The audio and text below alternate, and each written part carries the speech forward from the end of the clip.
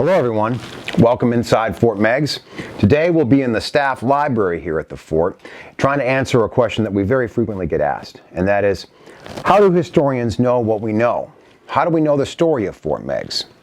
Well, today, if you stick with us, we're going to be taking a tour through some of our source material and examining our library.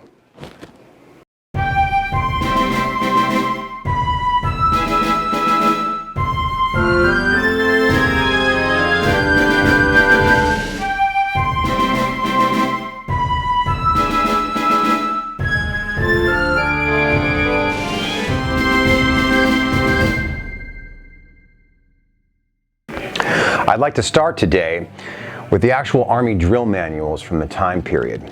This is the Smith Manual, comes down to us from the War Department, decommissioned of course. This was printed in 1812. It would be the actual manual that the officers from the time would be studying in order to command their troops. So it is packed with all the information that's necessary to understand what the orders would have been that were given and how those orders were executed by the troop. So this comes from everything from how to load the musket and the musket drill to the speed of the step on the march and all the maneuvers in the field. So this is an excellent resource to understand what commanders understood, what they were giving in terms of commands verbally, so how armies would sound and look as they moved through the field, the Smith Manual. We also have the Stoddard Manual. This is for the artillery drill. The interesting thing about this is that Major Amos Stoddard completes this revision of the artillery drill just before the War of 1812, so it is brand new at the time. And Major Stoddard is personally in command of the artillery batteries here at Fort Meigs. He is assigned to the Northwestern Army and arrives with the crew of artillery. Very unfortunately, Major Stoddard was wounded in the first day of heavy fighting here on May the 1st at Fort Meigs, and he's going to suffer some 11 days before expiring. And his remains still lie before the Grand Battery here on our property. But it's an excellent resource to understand artillery at the time, and it's a really unique document to have as he is personally in command here. The infantry and artillery manuals give us a snapshot of the entire U.S. Army across the land. But we need to get to the story of what took place here at Fort Meigs. And for that, the strength of our collection comes from the personal accounts of the soldiers that actually served here. Now, it's true the War of 1812 does not have the vast volume of personal remembrances like a conflict such as the American Civil War has, or even the American Revolution. And we have even less from the Western theater here of the Ohio frontier. But from the limited sources that we do have, the strength is in the diversity of those accounts. We have information from the Officer Corps of the regular Army, and the Orderly Book and the Diary of Captain Daniel Cushing, as well as Lieutenant Joseph Larwill, both of the artillery. We also have the diary of Captain Eleazar Darby Wood, the engineer who designed and oversaw the construction of this fort. We also have at least one example from all four state militias that served here: Pennsylvania, Virginia, Kentucky, and Ohio. We have a British account of the sieges that took place here in Shadrick Byfield. We have very enlightening stories from the Spy Corps and Leslie Combs, conscripts like Alexander Bourne. And we even have a woman's account, that of Lydia Bacon, as she traveled through the Western territories for the Tippecanoe campaign and the Detroit campaign that begins the war.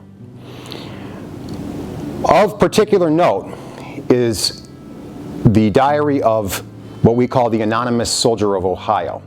This is an unknown individual who left us an incomplete account. Several pages are missing, but the uniqueness of the writing style has a character that is very eye-opening. No punctuation is used. It's simply an unending sort of stream of consciousness of what took place here. Fascinating look into regular American life from this time and this place. In the late 1950s and early 1960s, the then Ohio Historical Society published the entirety of the official war correspondence for the Northwest Army during the War of 1812. These weren't just the letters from our two Secretaries of War to the commanding generals, but letters to politicians, militia leaders, and even that correspondence that got through enemy lines. It comes in 7 4-part volumes, and Volume 1 is all William Henry Harrison, the commanding general here at Fort Meigs.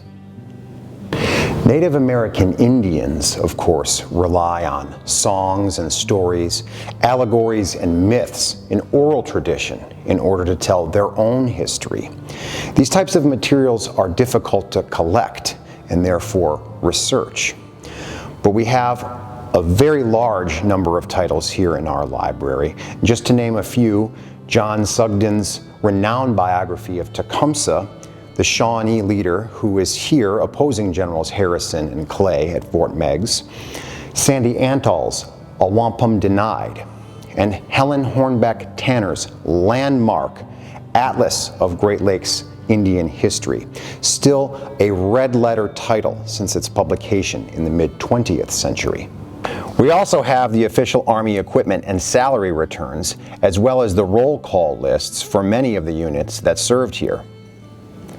Maps are also extremely important to anyone who studies military history, as a way to help visualize the topography of a location, troop movements on a battlefield, or the design and layouts of fortifications. We have many good maps throughout our museum and library, including the oldest known drawing of the fort, seen here, by an unknown soldier. The personal map of Captain Daniel Cushing, whom I mentioned earlier, the original of which is housed in the Toledo-Lucas County Public Library, and the Great Seabury Map, published in 1816 by Captain William Seabury of the Kentucky Militia. It is an absolutely fascinating, unique, and wholly original creation, covered with insight. The original of this document was some 8 feet in length, drafts of which were drawn no doubt in Captain Seabury's tent, right here inside our walls. I'd also like to give a shout out to our volunteer corps here at Fort Meigs, especially the people of the Old Northwest Military History Association. These individuals have collected a wildly large amount of information on American life of the early Republic.